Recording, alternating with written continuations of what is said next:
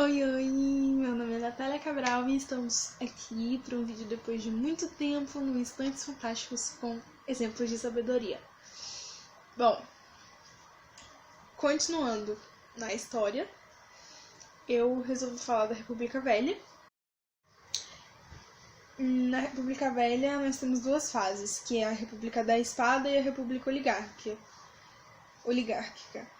E na primeira fase, que é a República da Espada, ela abrange os governos do Marechal Deodoro da Fonseca e do Marechal Floriano, que, por ser comandada por militares, ela é denominada de República da Espada.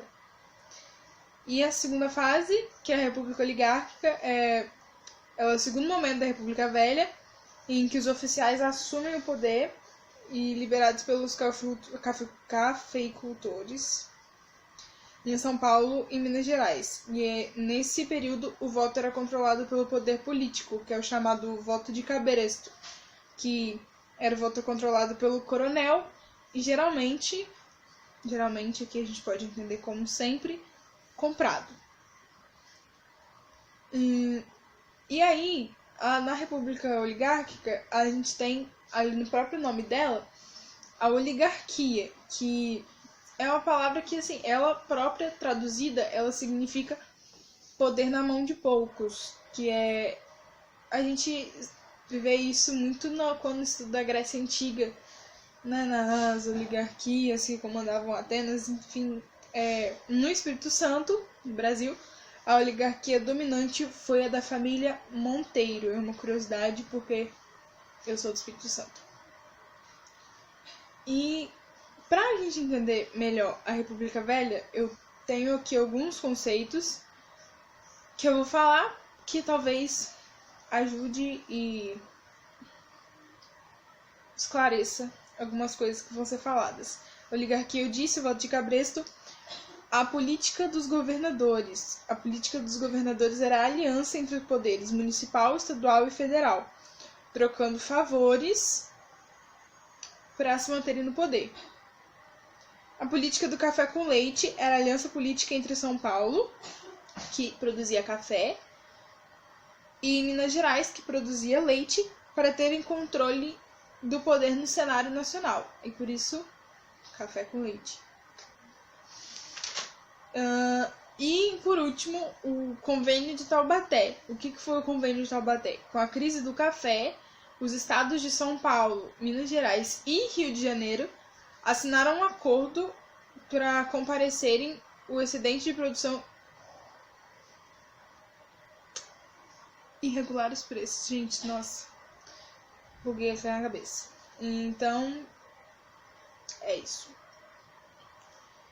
E aí, agora a gente tem um pouquinho, depois eu vou voltar na República Oligárquica, porque esses conceitos eles vão ser inclusos nas duas fases, então eu vou falar aqui.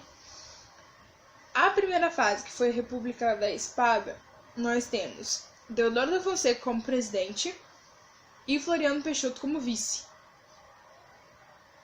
Ok? Então, Deodoro da Fonseca foi o primeiro presidente do Brasil e Floriano Peixoto o segundo presidente, mas no mandato de Deodoro, o vice. E aí, nós temos aí na República da Espada a crise do encilhamento. Nós temos aí a crise do encilhamento, que foi comandada por Rui Barbosa, o nosso primeiro grande diplomata. E aí temos a Constituição de 1891, que é a segunda Constituição do Brasil. E aí eu fiz aqui um esqueminha bem interessante das duas repúblicas, da primeira e da segunda, para a gente conseguir entender a segunda, as diferenças ali que foram entregues para o povo brasileiro com essa mudança de Constituição. A primeira Constituição foi feita em 1824 e era uma monarquia constitucional, a forma de governo. Era uma monarquia constitucional ou monarquia parlamentarista, que o que acontece? Nós temos ali a figura do rei, mas ele não manda sozinho, ou pelo menos não deveria mandar. Ele é acompanhado pelo parlamento. Então, o rei governa, mas com a ajuda do parlamento. Já em 1891, nós somos uma república federativa, o que somos até hoje, né? O nome do nosso país é República Federativa do Brasil. Brasil é nosso apelido. A forma de governo era presidencial, então ali, agora, em vez de ter um rei, nós temos o presidente. Na primeira Constituição, nós tínhamos 4 poderes: o executivo, o legislativo, o judiciário e o moderador. O executivo, todo mundo já conhece, né? O executivo, o legislativo e o judiciário, mas não custa nada relembrar que o executivo, ele administra os bens públicos. O legislativo cria leis e fiscaliza a administração. E o judiciário julga. Depois que o legislativo cria essas leis, aprova essas leis e tal, cabe ao judiciário julgar e encaminhar as pessoas que fraudam as leis. Fraudas e tal. Enfim, que desobedecem as leis para onde eles têm que ir, que faz justiça e judiciário. E aí, inventaram lá, na monarquia, esse poder moderador. O que era esse poder moderador? Ele dava poderes ao executivo, que no caso era o rei, de mudar decisões tomadas pelo legislativo e pelo judiciário. Então era uma grande sacanagem, né? Porque se o rei não concordasse com alguma coisa que os outros 2 poderes fizessem, ele podia meter o dedo dele lá e tirar a decisão dos outros 2 poderes.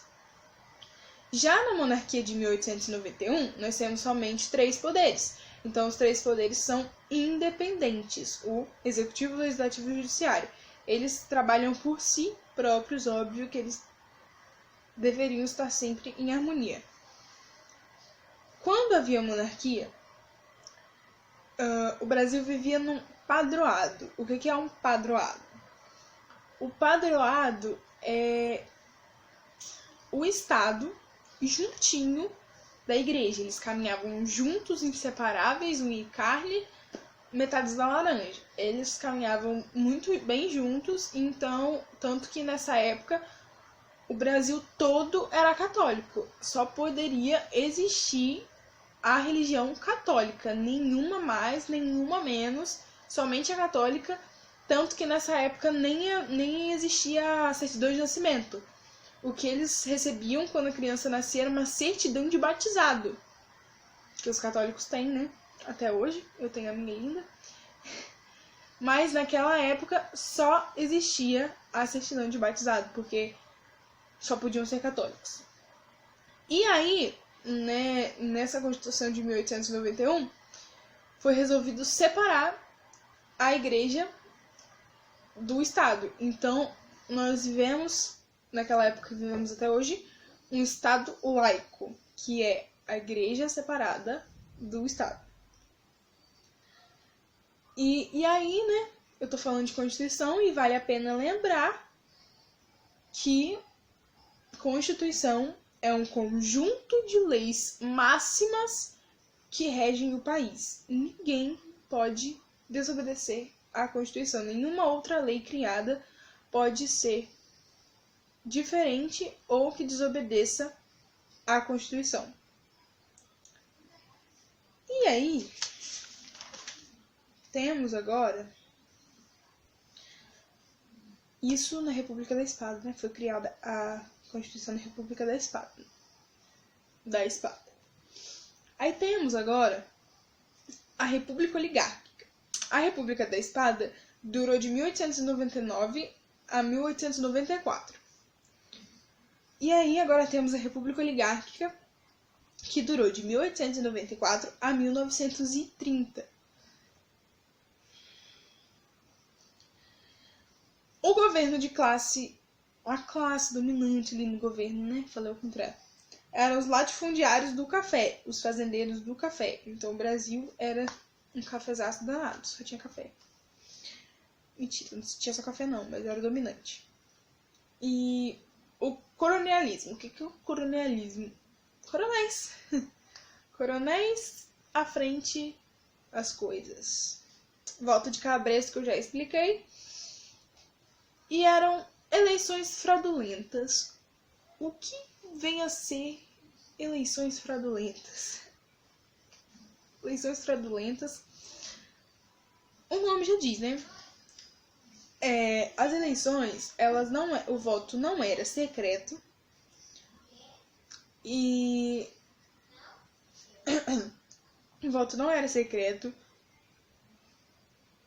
e assim, ninguém acreditava, na verdade, os mais espertos, né?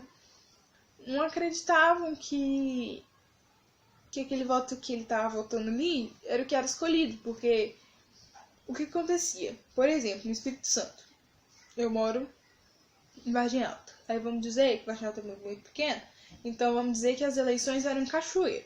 Aí eu ia para Cachoeiro votar e votava. O meu voto não era secreto, era escrito num pedaço de papel. Eu só assinava e era colocado lá na caixinha. Vamos dizer que era uma caixinha, a urna da época.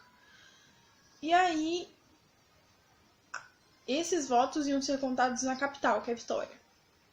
Então, de Cachoeira até Vitória, a gente pode imaginar e ter certeza que nessa época não tinha carro, não tinha avião, não tinha tecnologia para eu votar aqui e ele ir direto para a capital. Então, esse meu voto, ele tinha que ser levado como? Em cavalo. E quem me garante que no meio do caminho as pessoas não paravam o cavalo, o burro, ou seja lá o que for, e trocavam a minha caixinha, o meu voto, para o voto só que eles queriam.